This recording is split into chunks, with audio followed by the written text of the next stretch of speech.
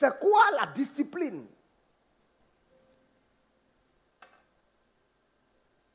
La discipline,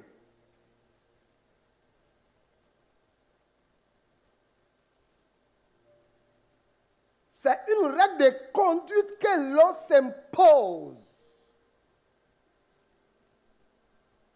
Je dis que la discipline, c'est quoi?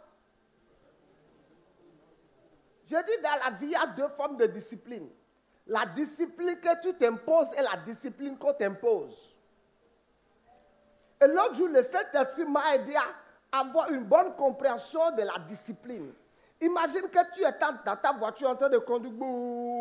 Et dès qu'avant que tu n'arrives dans le feu du Saint-Michel, il y a coupure de courant. Et tous les feux s'éteignent, il n'y a plus de feu pour faire. Tu sais ce qui se passe quand il n'y a pas de feu, il n'y a pas de police. Tu sais ce qui se passe, non? Toutes les voitures, quelque chose, les passages qui auraient pu prendre 5 minutes, vous allez rentrer dans un go-slow, dans des embouteillages qui feront 25-30 minutes. Ce qui arrive dans la vie de plusieurs d'entre nous, il y a pas mal d'embouteillages et de go-slow dans notre destinée. C'est que quoi? La discipline a quitté notre vie. Tu vois, celui qui vient du Saint-Michel veut vite aller vers Notre-Dame. Celui qui vient de Tokpa veut vite traverser. Celui qui vient de l'autre côté veut vite traverser. Et celui-ci plonge la tête de sa voiture, le derrière de la voiture de l'autre bloque ici, le milieu de la voiture de l'autre bloque ici. Et les quatre sont coincés là. Et personne ne peut plus avancer. Pourquoi? Parce que personne ne voulait attendre 1 minute. Personne ne voulait laisser l'autre passer quoi? 2 minutes, 1 minute pour que l'autre passe. Pourquoi? L'autre a essayé de tourner. Et voici que l'autre essayait de tourner. L'autre venait de l'autre côté. L'autre met sa tête dedans. Celui-ci bloque ici. Et maintenant que tout le monde est bloqué, tout le monde est là. Et il y a tout le monde est bloqué. Et parfois tu es derrière. Tu penses qu'il y a un problème très grave. Tu penses que c'est un accident bizarre qui est là-bas. C'est 3 personnes cons qui ont mal conduit, qui sont venus bloquer la route. Parce que quoi? Personne ne voulait perdre 1 minute. Listen to me. Si tu n'es pas prêt aujourd'hui à te priver de certaines choses, des choses qui ne sont pas nécessaires, un jour, tu seras privé de tout. C'est-à-dire, ce n'est pas une affaire de que tu veux ou tu ne veux pas. Un jour, tu vas seulement constater que tu es privé de tout.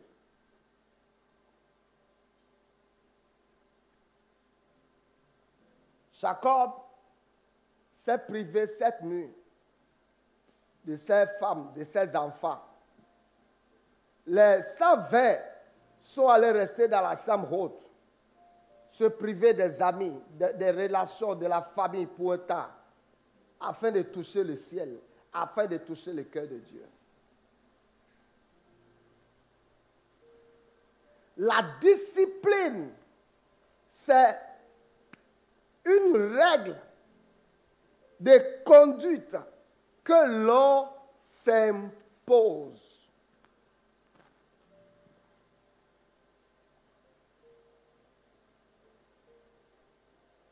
Et je disais que beaucoup d'entre nous, il n'y a aucune forme de discipline dans nos vies. Ce qu'on appelle discipline là, c'est 0. Si on devait nous noter en discipline, nous aurons en dessous de 0.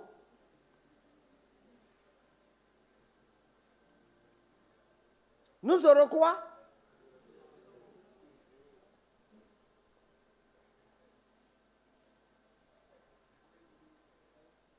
Parce que beaucoup d'entre nous ici, nous voulons utiliser la prière pour tout régler. Laisse-moi te démystifier ce matin. Tu ne peux pas utiliser la prière pour tout régler. La prière a sa place. Et la prière n'est pas un substitut à l'obéissance, à la discipline, à la planification. Listen to me. Il y a des choses que la prière va faire. Il y a d'autres choses, tu dois avoir un plan. La prière ne viendra pas planifier à ta place.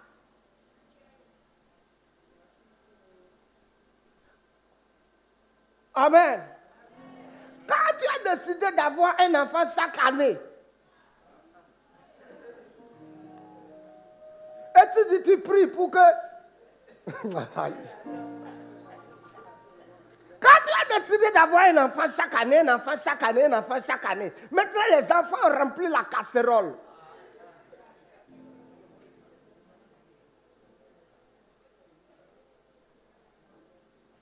Oh, tu dis la grossesse là nous a surpris. Quelle grossesse vous a surpris? Quelle grossesse t'a surpris? Hein? Oh, c'est Dieu qui donne l'enfant. Moi-même, j'ai encore beaucoup d'enfants ici. J'ai encore beaucoup d'enfants ici. Mais la planification fait que quoi? Je ne les libère pas à tout moment.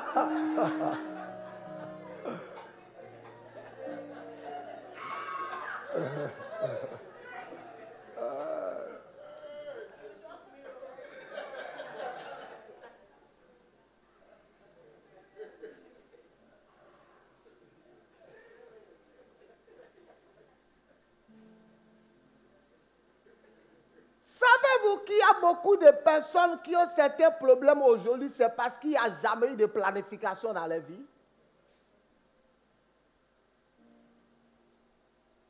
Tu as travaillé 25 ans. Tu as gagné 500 000. Tu as commencé de 150 000. Tu as fini avec un salaire de 500, 600 000. Maintenant, tu es encore dans 2 chambres, un salon de 35 000 et tu ne sais pas maintenant comment tu vas faire dans la retraite. Tu dis c'est la sorcellerie. Tu n'as pas planifié. Quitte là-bas. Quelle sorcellerie? Dis-moi si tu avais un plan. Tu as planifié, tu n'as rien planifié.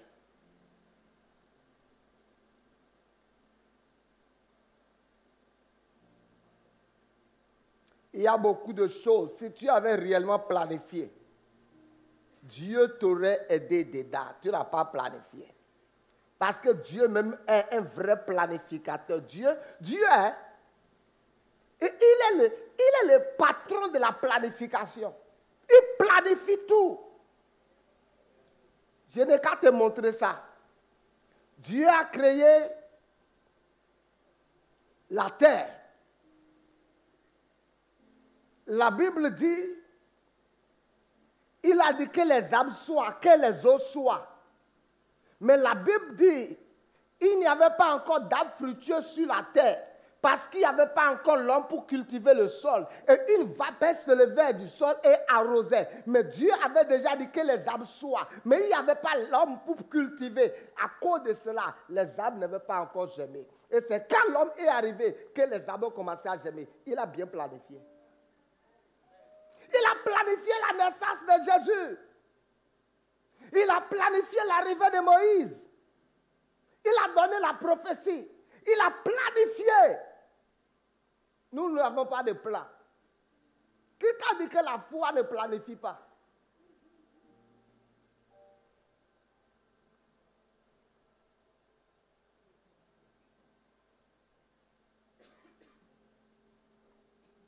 Amen.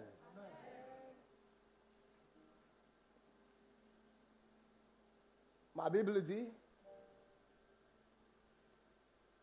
la Bible dit qu'il y a beaucoup de projets dans le cœur de l'homme, beaucoup de plans, mais c'est le dessein de l'Éternel qui s'accomplit. Qu'est-ce que cela veut dire? Tu mets tes plans devant Dieu et Dieu regarde dans tes plans ce qui n'est pas conforme à son plan pour toi, il enlève. Et ce qui est compatible à son plan, quand tu pries, la prière coule là-dessus, ça se manifeste.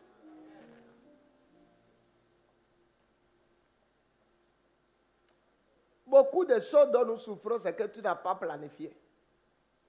Tu n'as pas... Je n'ai qu'à te choquer. Les gens tombent enceintes. Ou les gens enceintent les femmes. Et c'est au 9e mois. Tu commences à dire que ta femme accouche dans 2 semaines, même 1000 francs, tu n'as pas. Pardon, arrête de dire ça. Il ne faut pas venir dire ça là aux gens pour dire que ta femme accouche dans 2 semaines, même 10 francs, tu n'as pas. Même tu n'as pas encore acheté, même de trousseau, même tu n'as pas acheté habit. 9 mois, hein, 9 mois.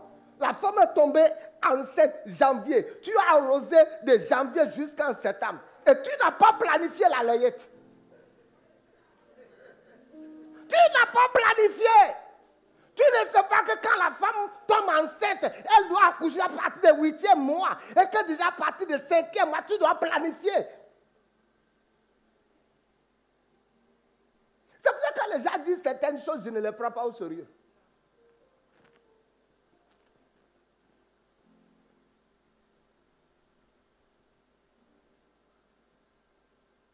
Quand tu es parti louer une maison de 300 000 francs, maintenant tu ne sais pas comment payer. Tu avais planifié avant de louer une maison de 300 000. Tu n'as pas planifié. Pourquoi? L'absence de la discipline. L'absence de la discipline. Laisse-moi te montrer.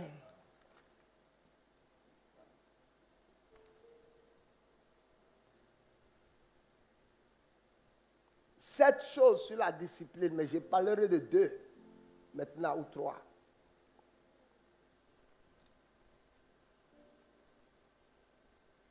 La discipline va t'aider à avoir une vie concentrée, une vie focalisée. Laissez-moi dire ça.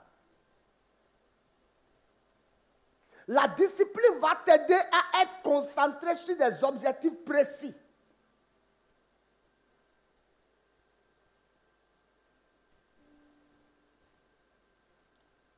La discipline va t'aider à avoir une vie quoi? Concentrée. Dieu dit à Josué, ne t'en détourne ni à droite ni à gauche, afin de réussir dans tout ce que tu entreprends. Ne t'en détourne ni à droite ni à gauche. Laisse-moi te montrer ce que nous appelons l'absence de la concentration. Viens, frère René. Lui, c'est une femme. Hein? Lui, c'est une femme.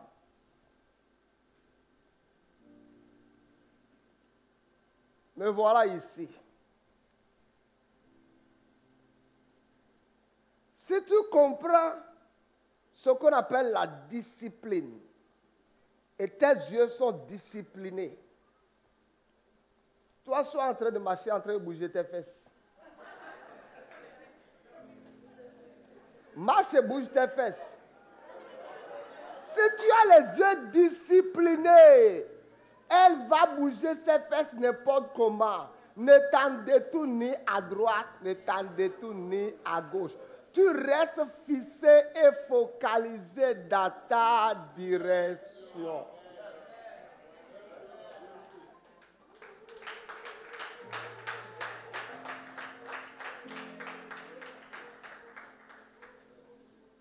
Tu vois, c'est bon, mais seulement tu ne sais pas secouer les fesses.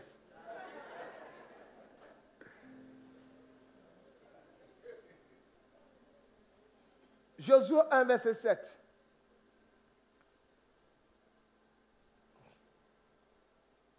Josué 1, verset 7. Lisons ça.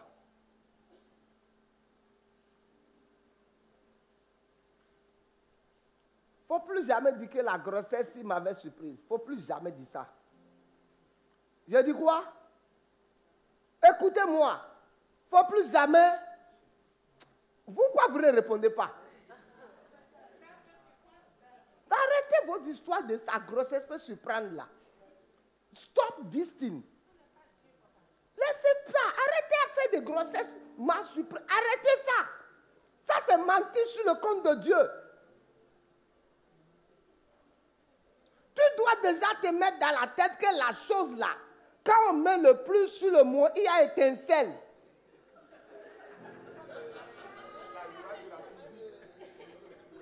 As-tu jamais vu quelqu'un être tombé enceinte sans que ça là ne soit pas rentré dans ça là? Ce que tu dois savoir là, tu dois savoir que les calculs peuvent échouer. Tu n'es pas maître des calculs. Comment on appelle la chose là?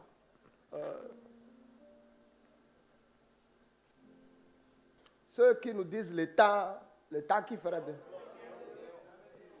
La météo échoue, ça ne échoue pas parfois. tous les calculs avec les appareils, ça échoue.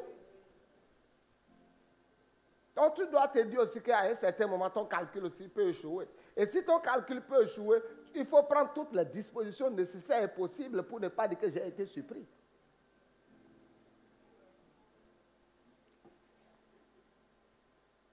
Dis-toi que à tout moment que tu rentres là-bas, un enfant peut venir.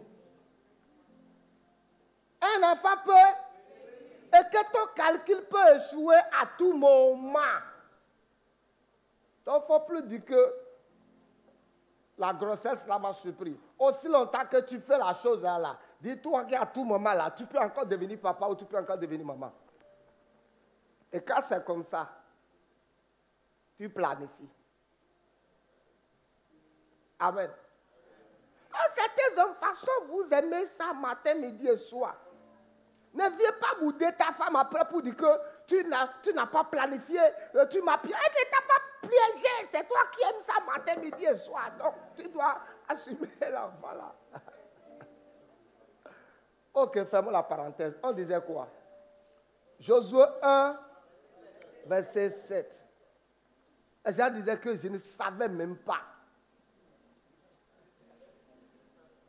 As-tu jamais vu que la voiture de quelqu'un a fait accident étant au garage? La voiture fait toujours accident quand elle est en circulation. La grossesse, c'est un accident. Non, ce n'est pas un accident. Toutes les fois que la voiture est en circulation et tu ne conduis pas bien, tu ne respectes pas le feu, tu fais... Il peut y avoir accident. Donc, laisse-moi faire de...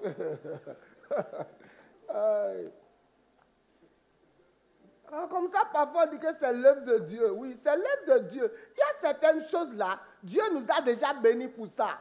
Le reste, c'est toi qui actives. Donc, ce n'est pas Dieu qui a fait à ta place, c'est toi qui as fait. Dis Amen avec moi. Amen.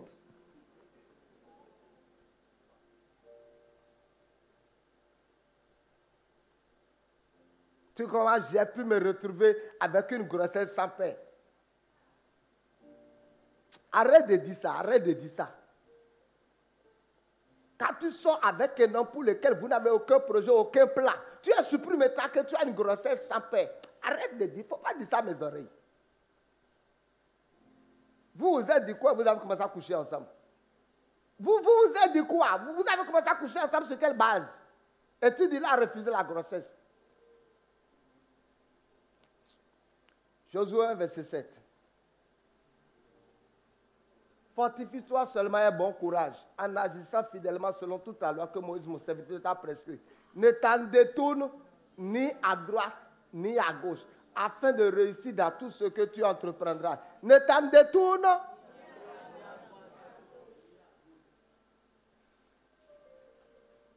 Ce qui veut dire,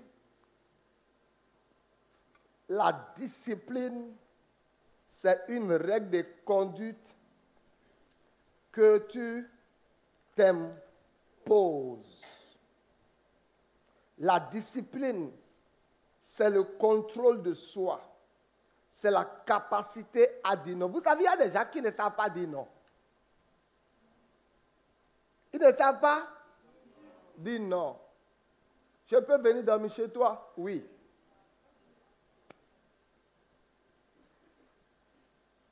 Tu peux m'emmener en ville? Oui.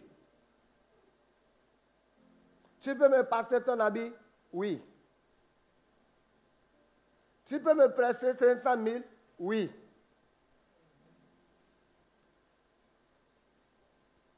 Tu peux me passer ta carte d'identité? Oui. Tu peux m'avaliser avec ta fiche de paie? Oui.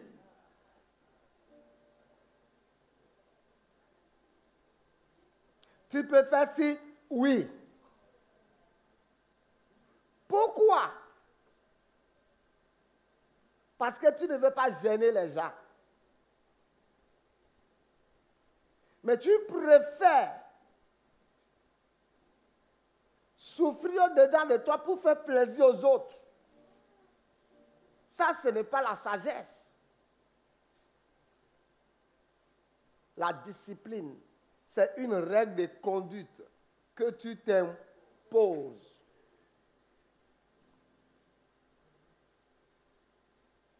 vous n'avez rien dit de mariage, mais vous couchez ensemble. Maintenant, tu dis qu'il y a grossesse. Et l'homme dit que je ne suis pas préparé à ça. Depuis que tu as commencé à ouvrir tes jambes, tu devais être préparé à ça.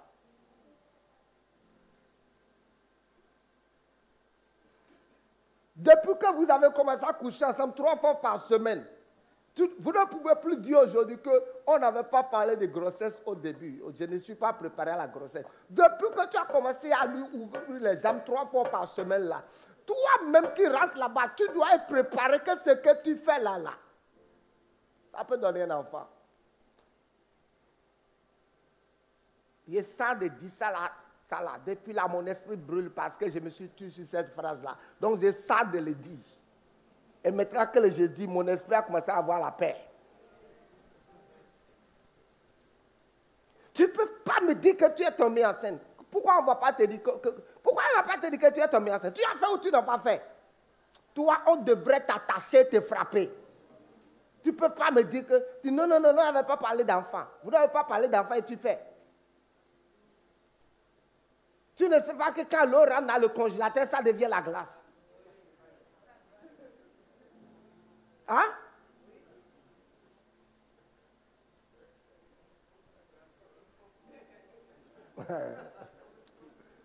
Aïe. Beaucoup de souffrances dans notre destinée, ce n'est ni Satan, ce n'est ni la sorcellerie. C'est l'indiscipline. Je dis, c'est quoi? L'indiscipline. Ce n'est pas à 50 ans on prépare sa retraite.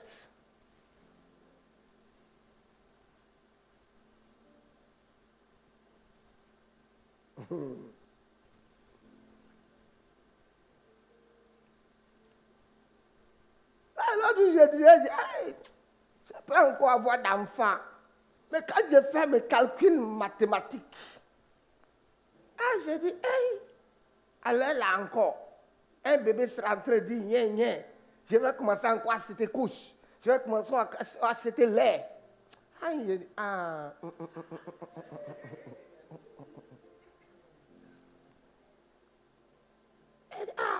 alors là, l'enfant va commencer à pleurer la nuit.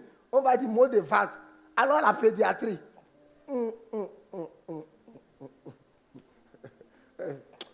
Ça va là. Non, oui. Qu'est-ce que je voulais dire par là pour amuser? Il y a beaucoup de choses. C'est parce que nous ne planifions pas. Et il y a l'absence réellement de la discipline dans notre vie.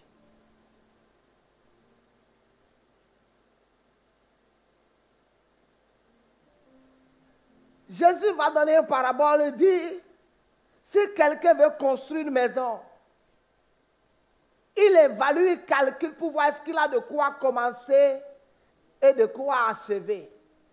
Il dit, si quelqu'un veut faire la guerre, il calcule le nombre de soldats qu'il a. Il évalue le nombre de soldats que l'autre a pour voir s'il commence cette guerre, est-ce qu'il peut gagner. Il y a des guerres dans lesquelles nous nous engageons et nous n'avons pas les ressources spirituelles qu'il faut pour gagner ces guerres.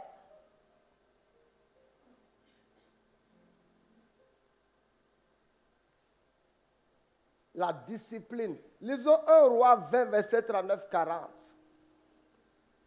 La première chose que la discipline va t'aider à voir, c'est d'avoir une vie concentrée. Et je vous dis que la concentration est importante dans la vie. La concentration, c'est-à-dire, tu regardes dans une direction sans que rien ne te détourne de cette direction. Sans que rien ne te détourne, sans que rien ne t'amène à gauche ni à droite. Tu restes concentré. Et c'est difficile de rester concentré. Papa. Hey! Parce que quoi? Il y aura toujours plusieurs choses, beaucoup de voix, des choses qui chercheront à te distraire. Il y aura toujours plusieurs choses qui chercheront à voler ta concentration. beaucoup de choses. Un roi, 19, c'est ça, non? Lorsque le roi passa, cria vers lui et dit, ton serviteur était au milieu du combat et voici un homme s'approcha et m'amena un homme en disant, garde cet homme. S'il vient manquer, ta vie répondra de sa vie ou tu paieras un talent d'argent. Verset 40. Et pendant que ton serviteur agissait ça et l'homme a disparu.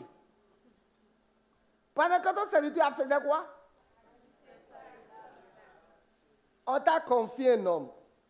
On dit que si l'homme disparaît, tu vas utiliser ta vie pour payer ou un talent. Ce qu'on t'a confié là, tu as cessé de te focaliser sur ça. Il dit, pendant que ton serviteur sautait de gauche à droite, l'homme a disparu. Comment l'homme ne va pas disparaître? Et regardez la suite. Il dit, c'est là ton jugement. Tu l'as prononcé toi-même. L'absence de la concentration.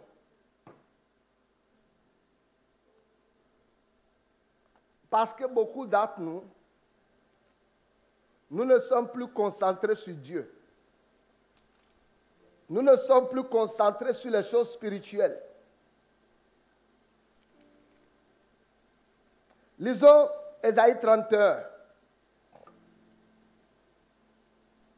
La loi de la concentration.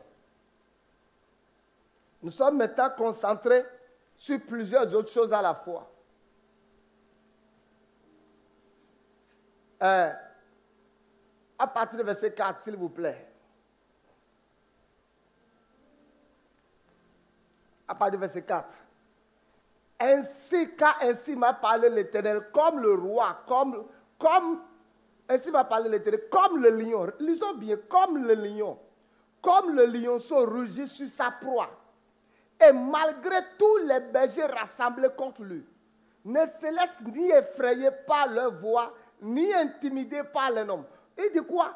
Quand le lion, when the lion target something, quand le lion a ciblé son objectif, un mouton, une brebis, à atteindre, il dit, s'il y a à côté 10 000 bergers, 10 000 coups de feu, il dit, il ne se laisse ni intimider, ni effrayer. Ce qui veut dire, le lion là, la direction dans laquelle il est en train d'aller, il peut mourir dans cette direction, mais il ne changera pas de direction. Il peut aller mourir sur la proie, mais il ne changera pas de direction.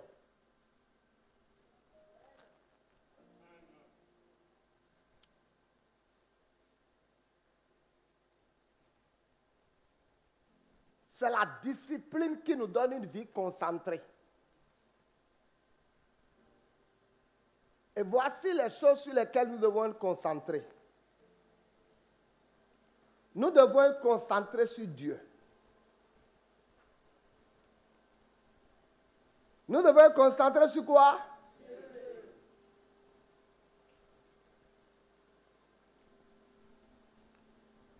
Nous devons rester concentrés sur les choses spirituelles. L'homme doit rester concentré sur sa femme. Et arrêter de pavaner ses regards sur toutes les fesses qu'il trouve en ville. Là, maintenant, aucun homme ne me dit Amen. J'ai dit quoi?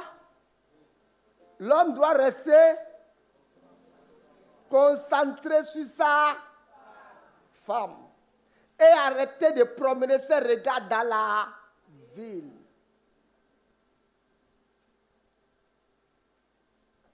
Tu dois rester concentré sur mon recoin, sur le ventre. Maintenant que tu as mis le ventre, elle est comme ça, tu dois rester concentré sur ça jusqu'à ce que ma fille redevienne droite. Parce qu'elle était droite avant. Maintenant, tu as déformé. Maintenant, tu restes concentré là-dessus comme ça, sans te détourner à gauche, sans regarder les transitaires ni les transiteuses. Tu restes concentré sur elle. Yes, tu vois, ma fille a dit Amen. C'est ça. Reste concentré sur Dieu. Tout ce qui vole ta concentration sur les choses spirituelles a volé une grande partie de ta destinée. Parce que ta concentration sur Dieu te donne plusieurs choses. Jésus va dire à Pierre, viens. Et Pierre était concentré sur Jésus. Mais pendant qu'il a détourné ses regards de Jésus, a commencé à regarder les vents, les tempêtes, la Bible dit quoi? Il a commencé à se noyer. La discipline te donne une vie concentrée. Les disciples étaient simplement concentrés sur la prière pendant 10 jours. Jacob était concentré toute la nuit sur la prière. Il était resté seul. Au milieu de la nuit, il n'a pas dit, oh, j'irai chez Rachel. Il est resté concentré. Et la Bible dit, un homme est venu. Il a lutté avec lui toute la nuit. Et une vie concentrée. Et une vie concentrée sur Dieu. C'est la personne principale sur laquelle nous devons mettre toute notre concentration. 2.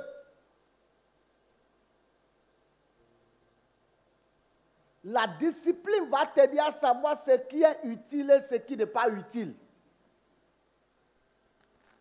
Ce qui est, tout est permis, mais tout n'est pas utile. Tout est, mais tout n'est pas. Si tu as une vie disciplinée, tu sauras ce qui est utile pour ta vie et ce qui n'est pas utile pour ta vie. Parce que beaucoup de choses sont à notre disposition. Mais toutes ces choses, est-ce que toutes ces choses sont réellement utiles pour notre destinée?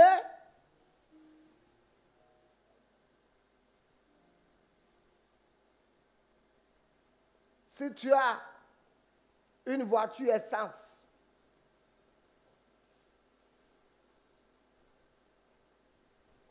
et tu vas acheter du gasoil, le gasoil serait-il utile pour ta voiture?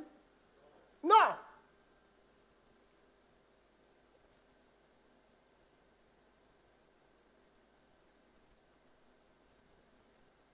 Si tu as les nouvelles voitures, à partir de 2010, à partir, je n'ai qu'à dire à partir de 2010, et quelqu'un te donne de l'huile à moteur, 30 W50, c'est de l'huile à moteur, mais ça ne peut pas être utile pour ta voiture, ça va gâter ton moteur. Parce que la plupart de ces voitures récentes, c'est des 5W à partir de... C'est les huiles à moteur synthé, ce n'est pas utile. Donc, tu dois savoir ce qui est utile pour toi et ce qui n'est pas utile. Le tout ne suffit pas d'avoir quelque chose. Est-ce que la chose sera réellement utile pour toi?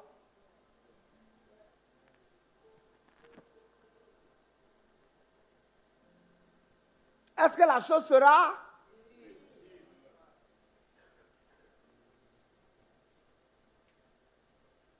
Oh, je veux prendre une deuxième femme. C'est une très bonne chose.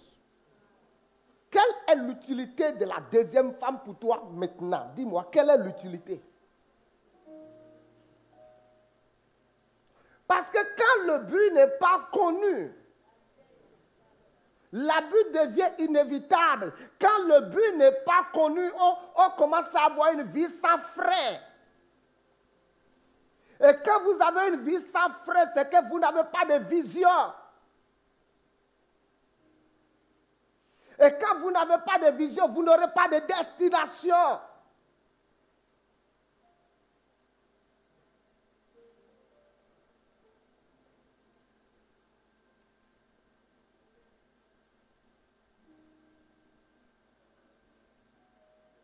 Amen. Quelle est l'utilité de la deuxième femme pour toi maintenant? Quelle est l'utilité? Dis-moi ça.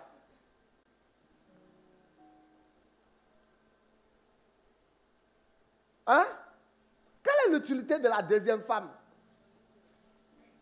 Hein? La première femme ne tourne pas bien. Réveille là, la nuit, il tourne bien. Peut-être que la deuxième deviendra plus impolie que la première. Elle est seulement au dehors, c'est pour ça qu'elle est gentille comme un ange comme ça. Elle n'a qu'à rentrer sous son toit. Tu verras. Hello? You know, oui, assez. Quand je dis certaines choses-là, mes yeux ne sont pas effrayés. Attends. I say it. Je le dis comme ça. Ok, tu veux prendre une deuxième femme. Dis-moi l'utilité. En quoi la deuxième femme sera utile pour toi maintenant là? Prouve pour moi mathématiquement. Donne-moi une preuve mathématique de l'utilité et de l'importance de ce que la deuxième femme va rajouter à ta vie à l'heure actuelle. Donne-moi ça et je vais valider.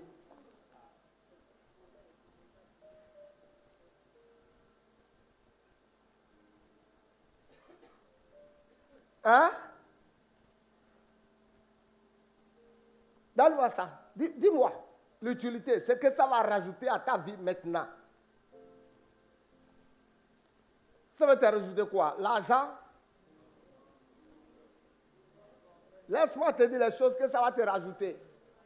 Ça va te rajouter l'attention. Parce que la seule que tu as maintenant, tu n'arrives pas à gérer sa pression. Maintenant, tu auras la pression à gauche, la pression à droite. Ta tension va commencer à monter bientôt. Parce que quand l'autre va t'appeler, il va raccrocher. L'autre aussi va appeler et va raccrocher. Mais quand, écoutez, quand vous n'avez pas encore épousé, les hommes qui ont plusieurs femmes, écoutez, quand vous n'avez pas encore épousé une femme, elle est au dehors. Elle est gentille comme un ange. Tu vois, celle qui est à la maison, là, elle est déjà à la maison. C'est pour ça qu'elle est telle qu'elle est, que tu vois qu'elle est mal polie, elle te parle, c'est si elle devient naturelle. Parce que maintenant, elle n'a plus rien à prouver. Elle n'a plus rien, tu donnes. Oh, tu dis, et maintenant, on dit,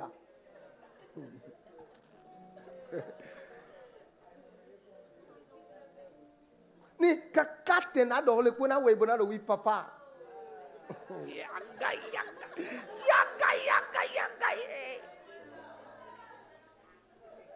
ni ayila we me gbede kakate aje do tetafo kakate adunu fo te po home e yono de ko gbe ami madanyo fide mbezo.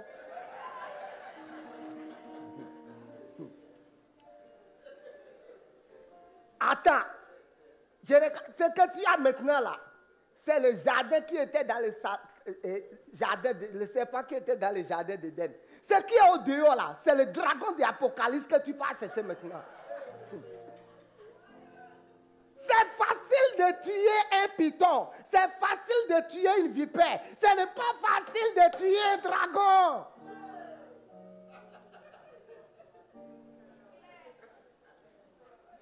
Ce n'est pas facile de tuer un dragon. Arrête de me regarder comme ça. Ton regard me dit rien.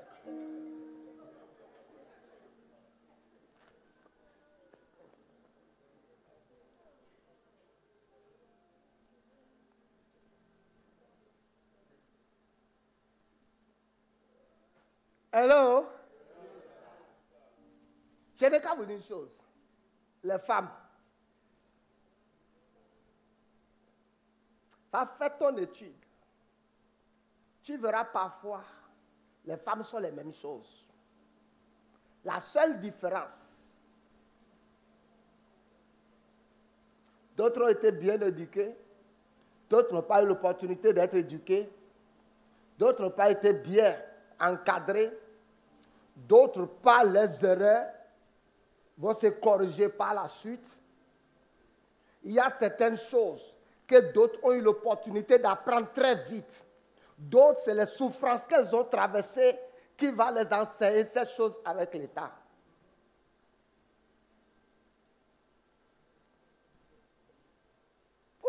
me regardes comme ça? Why you they look at me like that? Hein? Why you they look at me like that? Toi, tu as un projet de prendre une deuxième femme. Pourquoi tu me regardes comme ça? Non, je vais valider une deuxième femme pour toi. Mais viens seulement me prouver pourquoi l'utilité. Pourquoi tu me regardes comme ça? Au nom de Jésus, ton projet là, si tu en as en secret, ça avorte. Regarde comment les femmes disent Amen. Regarde comment les femmes disent Amen. Vous là aussi, au lieu d'être poli à la maison, au lieu de vous lever chaque matin, vous ajurez, dire à votre mari, merci de m'avoir épousé. Parce que si tu ne m'avais pas épousé, personne ne m'aurait épousé. Je te dis merci de m'avoir épousé. Je vais m'arrêter là. Au lieu de vous lever le matin et dire merci de m'avoir épousé, tu es la meilleure chose qui me soit arrivée. Si tu ne m'avais pas épousé, j'allais être en train de traiter. Attends, un jour, j'ai dit quelque chose à maman Bénin. Parce que par la parole de connaissance, je ne connais rien sur son passé. Je suis parti dans son futur. Je dis, je ne connais rien. Je dis, toi, si Albert ne t'avait pas épousé, tu devrais être en train de vendre les oranges. Elle dit, comment tu sais que je vendais les oranges? J'ai dit, je ne suis pas à l'esprit. Ici, beaucoup d'entre vous maintenant, si ton mari ne t'avait pas épousé, tu devais être en train de traîner maintenant. Maintenant, tu vois que ce n'est pas l'homme qu'il te faut. Que ce qu'il te faut maintenant, c'est quelqu'un qui travaille à Baïk ou à la BCAO.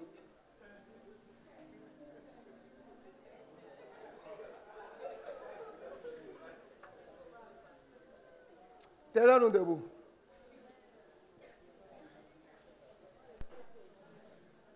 Tenons-nous debout. Toi, si Michel ne t'avait pas épousé, tu pouvais avoir encore un autre homme plus élégant, plus mignon, plus gentil, plus beau que lui là. I can prove to you. Tous tes anciens dragueurs là sont où? Pourquoi ils ne t'ont pas épousé? C'est lui qui est venu t'épouser. Hein? Quand je commence à dire certaines choses, moi je n'ai pas peur de quelqu'un. Je n'ai pas peur. Parce que je sais que la conclusion, tu vas te fâcher contre moi. Tu vas dire, je ne donne plus rien, papa. Et garde aussi ta chose. Je m'en fous de ta chose. C'est fini. Le jour où je vais mourir là, ce n'est pas toi, je vais aller boire au ciel. C'est Dieu, je m'en vais boire au ciel. Aïe, c'est fini. Tu vas seulement te fâcher pour dire que c'est fini. Je ne donne plus mon enfant à papa. Tu vas bouder. Et tu vas bouder. Tu vas faire ton affaire. C'est fini. Hein? Si Michel ne t'avait pas épousé là, qui d'autre allait t'épouser? Si quelqu'un d'autre devait t'épouser là, celle qui t'avait dragué avant lui, pourquoi ils ne t'ont pas épousé? Pourquoi seulement c'est lui seul qui est venu, qui a vu en toi qu'il peut faire de toi une femme? Pourquoi les autres n'ont pas vu ça?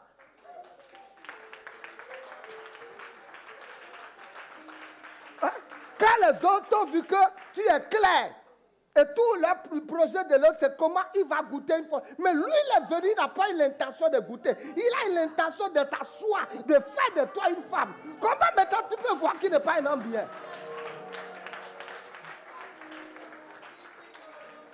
Hein?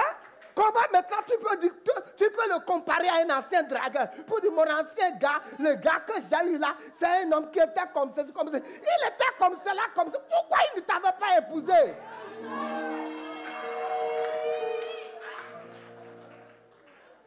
Certains d'entre vous êtes mariés. Vous serez en train de comparer vos maris à vos anciens dragueurs. Quel est ce diable dans ta tête? Ton ancien dragueur, pourquoi il ne t'a pas épousé? Et tu compares ton mari à un ancien dragueur. Pourquoi ton ancien dragueur ne t'a pas épousé?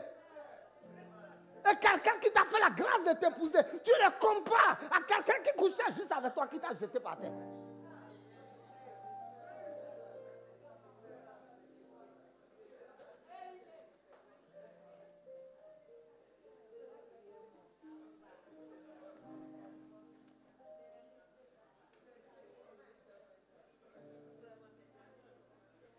Tu dis que le type là, il était élégant. Avant que je ne parle, je ne demandais même pas l'argent qu'il me donne. C'est donc Jésus. Pourquoi il ne t'a pas épousé? Pourquoi il ne t'a pas épousé? Pourquoi il ne t'a pas doté? C'est un homme qui avait mis tout à ma disposition. Il a mis tout à ta disposition. Quoi, il a mis quoi à ta disposition? Quoi? Tu vas comparer ton mari à un ancien dragueur.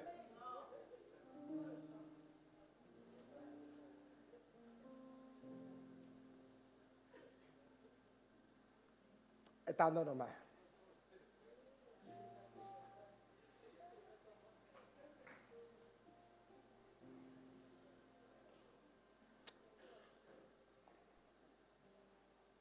Moi, c'est moi, ton mari, tu me compares à un ancien dragueur. Le jour là, devant Dieu, je vais te divorcer.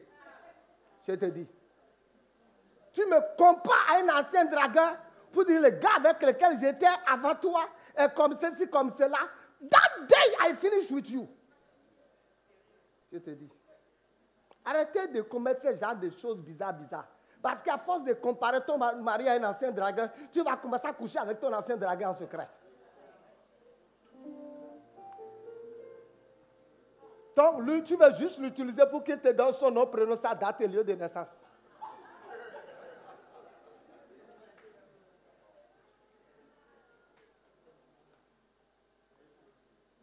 Dis, Seigneur, cette année, aide-moi à rester concentré. Concentré sur toi. Concentré sur le service. Concentré sur la prière. Concentré sur la parole. Aide-moi à détourner mes regards de futilité. Aide-moi à détourner mes regards des choses inutiles. Au nom de Jésus, Seigneur, aide-moi à me concentrer sur ce qui est utile pour ma vie spirituelle. Au nom de Jésus. Amen.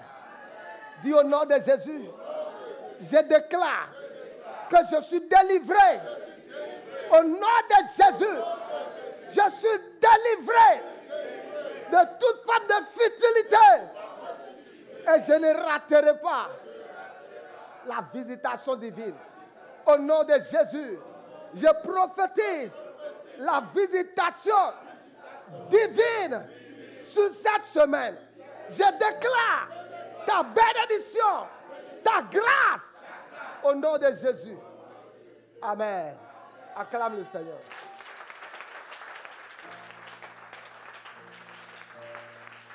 Je prophétise cette semaine, les anges, la grâce, la puissance, toutes ces choses te visiteront. Le malheur ne va pas te visiter. Les mauvaises relations ne vont pas te visiter. La destruction ne va pas te visiter. Au nom de Jésus. Amen.